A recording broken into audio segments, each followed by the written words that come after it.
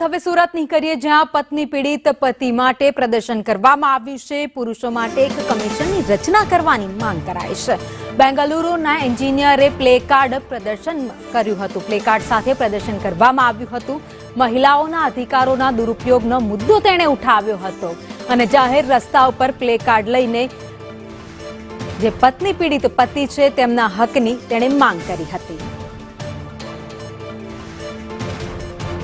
અજીબો ગરીબ કિસ્સો જે હવે ગુજરાતમાં પણ જોવા મળી રહ્યો છે કે જે પત્નીથી પીડિત પતિ છે તે પોતાની ન્યાય માટે હવે રસ્તા ઉપર ઉતરતા જોવા મળી રહ્યા છે। બેંગલુરુના એન્જિનિયરે પ્લેકાર્ડ સાથે પ્રદર્શન કર્યું હતું અને જ્યાં આવા ભરણપોષણના કિસ્સાઓ છે, જ્યાં મહિલાઓ ક્યાંક ખોટી રીતે પતિને ફસાવવાનો પ્રયાસ કરતી હોય અથવા તો ખોટા કેસ કરવામાં આવતા હોય તેવી જગ્યાઓ પર पति ने योग्य न्याय મળે તે હેતુથી આ પ્રદર્શન કરાયું હતું।